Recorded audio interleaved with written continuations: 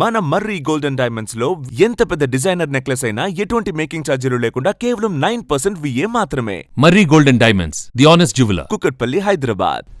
ప్రపంచవ్యాప్తంగా కలకలం సృష్టిస్తున్న హంటా వైరస్ బయటపడ్డ క్రూజ్ నౌక MV హోండియస్ వ్యవహారం ఇప్పుడు అన్ని దేశాలను ఆందోళనకు గురిచేస్తోంది.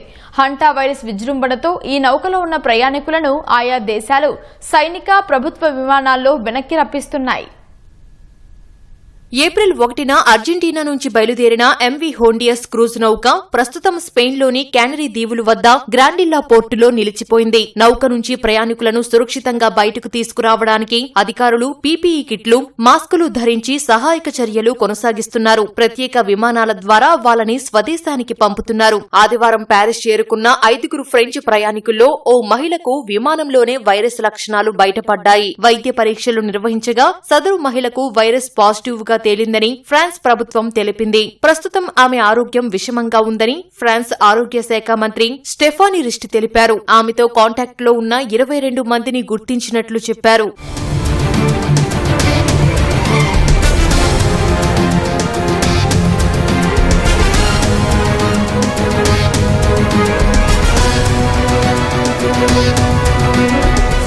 మరోవైపు నౌకలో ఉన్న 17 మంది అమెరికన్ ప్రయాణికులు నెబ్రాస్కాకు చేరుకున్నారు. విమానం ల్యాండ్ అవ్వగానే నేరుగా వారిని పోలీస్ భద్రత నడుమ క్వారంటైన్ కు తీసుకెళ్లారు. వీరిలో ఒకరికి ఎలాంటి లక్షణాలు లేకపోయినా వైరస్ పాజిటివ్ గా నిర్ధారణ అయ్యింది. మరొక ప్రయాణికుడిలో స్వల్పంగా వైరస్ లక్షణాలు ఉన్నట్లు అమెరికా వైద్యాధికారులు తెలిపారు. వీరిని నెబ్రాస్కా మెడికల్ సెంటర్లోని ప్రత్యేక క్వారంటైన్ కేంద్రానికి తరలించారు. గతంలో ఎబోలా, కోవిడ్ రోగులకు చికిత్స అందించిన అత్యున్నత స్థాయి బయో కంటైన్మెంట్ యూనిట్ లో వీరిని పర్యవేక్షిస్తున్నారు. హంటా వైరస్ మరో మహమ్మారి కాకపోయినప్పటికీ ప్రపంచ దేశాలు మాత్రం ఏమాత్రం అజాగ్రత్త వహించకుండా కట్టుదిట్టమైన క్వారంటైన్ నిబంధనలు అమలు చేస్తున్నాయి. బ్రిటన్ కు చెందిన 20 మంది ప్రయాణికులు మాంచెస్టర్ చేరుకోగా వారిని 72 గంటల పాటు క్వారంటైన్ చేయనున్నారు. మరో 2 నెదర్లాండ్స్, దక్షిణాఫ్రికాలో చికిత్స పొందుతున్నారు. మాడ్రిడ్ కు చేరుకున్న 14 మంది స్పెయిన్ పౌరులు మిలిటరీ ఆసుపత్రిలో క్వారంటైన్ లో ఉన్నారు. నెదర్లాండ్స్, ఆస్ట్రేలియా, న్యూజిలాండ్ దేశాలు సైతం తమ పౌరులను వెనక్కి రప్పించేందుకు ప్రత్యేక విమానాలు పంపాయి. నౌకను నెదర్లాండ్స్ కు చేర్చేందుకు 4 సిబ్బంది అందులోనే ఉండిపోయారు.